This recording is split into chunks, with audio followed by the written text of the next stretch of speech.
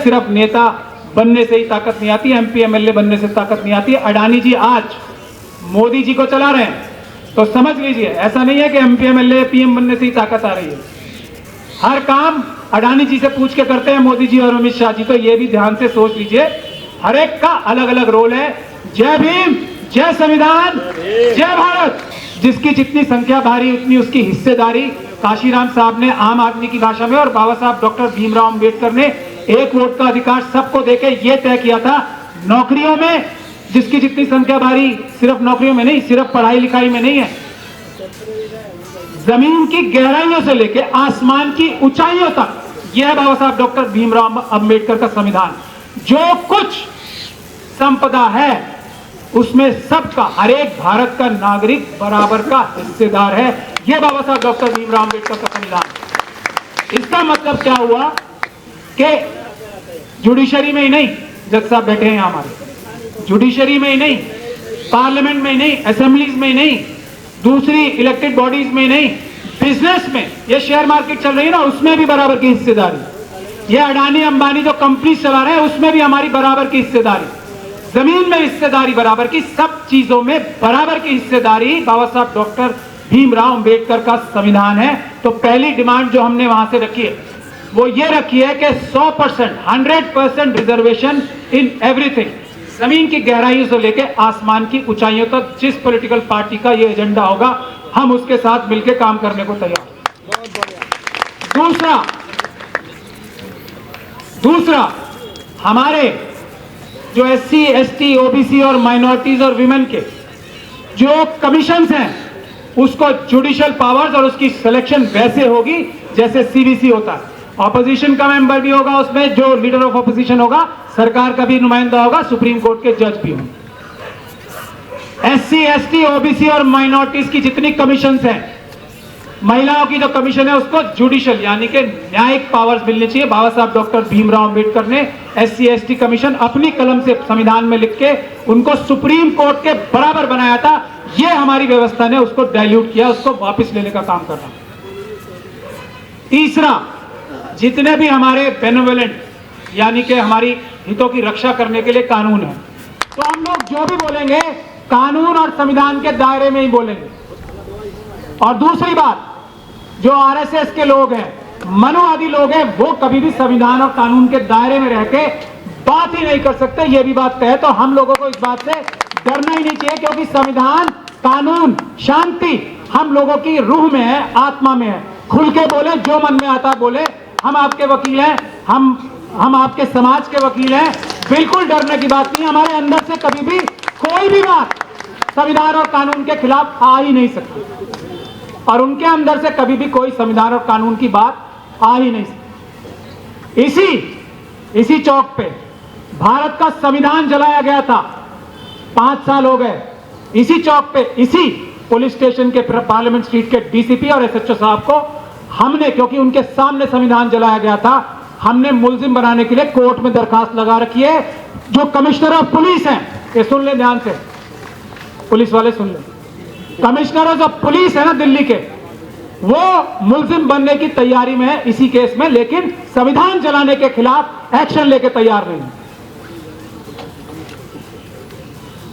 दूसरी बात, हमने एक मुस्लिम, ऑल इंडिया मुस्लिम महापंचायत का बनाया। उसमें हमने कहा कि यह पंचायत तो मुसलमानों की है, लेकिन इसमें मुसलमानों से पहले एससी, एसटी, ओबीसी और दूसरी माइनॉरिटीज की आवाज उठेगी। ध्यान से सुन लीजिए, 5 ही मिनट में खत्म करूंगा। हमारे से पुलिस के लोगों ने कहा कि ऊपर से आदेश है, मेरे जो लोग मिलने गए मैं तो जाता नहीं।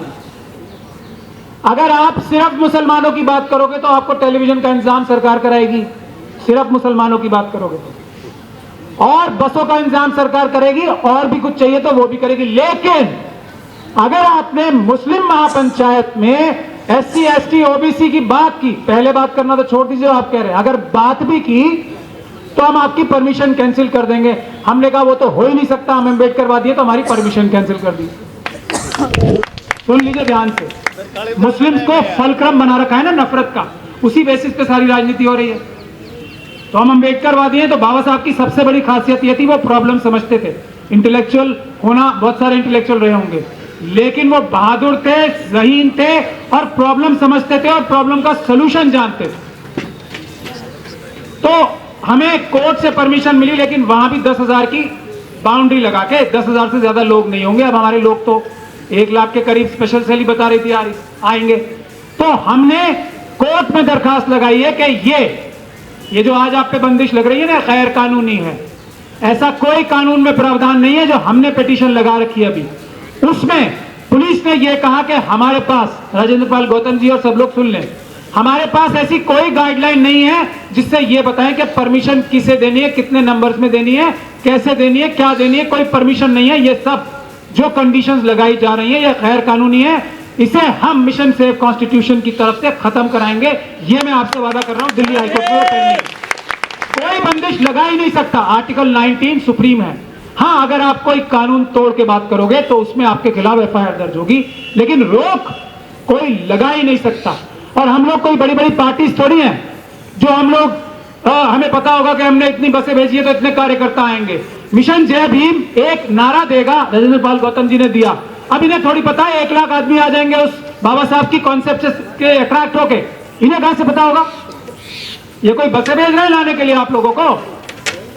ये तो हमारा कॉन्सेप्ट, अंबेडकर वादी कॉन्सेप्ट ऐसा है, लाखों लोग भी आ जाएं अगर ये बंदिशें ना हो। और ये ताकत है भारत के संविधान की। कोई बंदिश लगाना गैर कानूनी, गैर संवैधानिक। तो हमने फिर अपनी मुस्लिम महापंचायत को ऐसे किया कि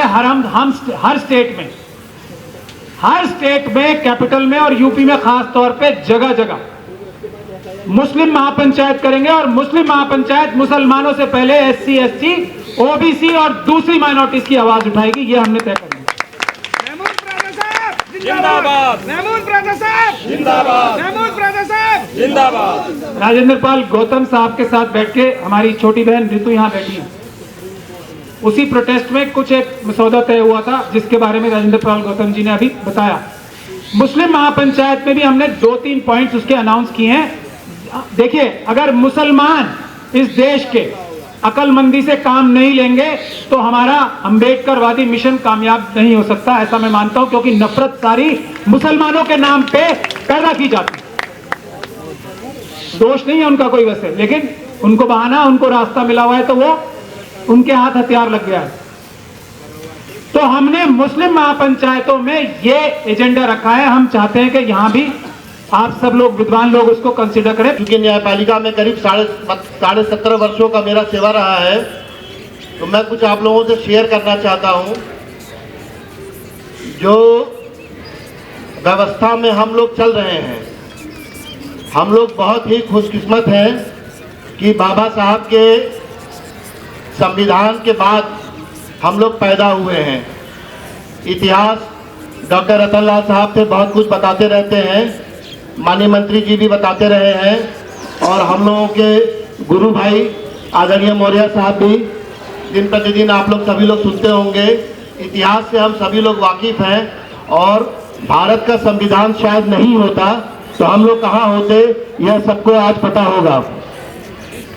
मेरा यही कहना है आप लोगों से कि जो अधिकार एक झटके में हम लोगों को मिले हैं 1950 में, वो 73 वर्षों में हम लोग बहुत कुछ खो चुके हैं। और हम लोगों का निकम्मा और नालायक समाज इसके लिए बहुत जिम्मेदारी से मैं ये बोल रहा हूँ कि बहुत ही निकम्मा और नालायक समाज रहा है, जो 73 वर्षों में इसको सजो के नहीं रख पाया। जो संविधान से हम लोगों को मिले हैं, चपरासी से लेके अधिकारी तक, अधिकारी से लेके न्यायिक अधिकारी, सुप्रीम कोर्ट के जज, हाई कोर्ट के जज, कैबिनेट सेक्रेटरी, और अब आप देख रहे होंगे पॉलिटिकल नजरिए से राष्ट्रपति उपराष्ट्रपति तक चर्चा हो रही है कि दलित राष्ट्रपति है, पिछड़ी जाति का उपराष्ट्रपति है, दलित CM है।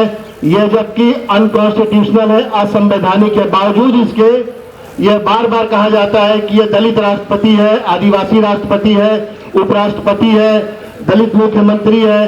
तो यह सब पूर्वाग्रह से ग्रसित मानसिकता के लोग हैं। हम लोगों को जो भारतीय संविधान से मिली है, हम लोगों को उसी पिच पे खेलना होगा। प्राचा साहब ने एक बात बताई हम लोगों को कि जो हक अधिकार हम लोगों को मिले हुए हैं वह मात्र संविधान के कारण ही मिले हुए हैं। जून 2018 में संभवतः आप लोगों ने देखा होगा कि 4 जजों ने सुप्रीम कोर्ट के एक कॉन्फ्रेंस किया था, सभी को शायद पता होगा, और 4 लोगों ने ये कहा कि हम लोगों की डेमोक्रेसी खतरे में जा रही है। लेकिन गौर करने वाली बात एक ये रही उसमें कि उन लोगों ने एक प्रार्थना भी की थी। कोई बता सकता है कि क्या प्रार्थना की थी उन्होंने? हम लोग व्यवस्था से रोते हैं, पुलिस से रोते हैं, न्यायपालिका से रोते हैं, पत्रकारिता से रोते हैं, लेकिन 4 जजों ने सुप्रीम कोर्ट के वी द पीपुल पे जोर दिया और कहा कि अब आप लोगों की जिम्मेदारी है कि आप लोग संविधान की रक्षा करें। और वी द पीपुल से ज्यादा ताकतवर इस मुल्क में कोई नहीं रहा है और न रहेगा। मेरा यही कहना है आप लोगों से कि जो कमजोर, दलित, पिछड़ा या जो समान विचारधारा में नहीं आ पाया है, उसको अवसर न मिलने के कारण उसके बारे में भी सोचें, उसके बारे में कार्य करें, और जो अधिकार आपको मिले हुए हैं उसको पे बैक टू सोसाइटी। आप अपने सोसाइटी की हकमारी करके एमएलए बनते हैं, एमपी बनते हैं, मंत्री बनते हैं और तमाम उच्च पदों पर आसीन होते हैं। जहां आरक्षण की व्यवस्था नहीं रही है, 73 वर्षों में आप इसका मूल्यांकन और समीक्षा कर सकते हैं। उसके लिए कोई किसी दूसरे विचार की जरूरत भी नहीं है। मेरा बस यही कहना है कि हम लोग जिस स्थिति से गुजर रहे हैं, नाजुक दौर में बहुत ही नाजुक और असुरक्षा की भावना नागरिकों के लिए बनती जा रही है और ये खाई बढ़ती जाएगी। बाबा साहब जब संविधान दे रहे थे तो उनके सामने खुशी भी थी और बहुत तकलीफें भी थी। मतलब 1 मिनट में बात अपनी खत्म करूंगा। खुशी इस बात की थी कि एक झटके में उन्होंने राजनीतिक रूप से आपके लोगों को आरक्षण की व्यवस्था से, ताकि अपने लोगों की, अपनी कम्युनिटी का भला कर सकें, उन्होंने रिजर्वेशन का स्थान दिया भारत के संविधान में। लेकिन जो उनकी सबसे बड़ी चिंता थी कि जो सदियों से त्रासदी झेली हुई आबादी जो सामाजिक विषमताओं में और गहराइयों में रहा है, वो कैसे सामाजिक रूप से बराबर होगा, इसके लिए बहुत ज़्यादा चिंतित थी। और उससे भी बुरी स्थिति में वो सोचते थे कि जो आर्थिक असमानता रही है, जो गरीब और अमीर के बीच की खाई रही है, ये 1950 के बाद कैसी स्थिति बनेगी।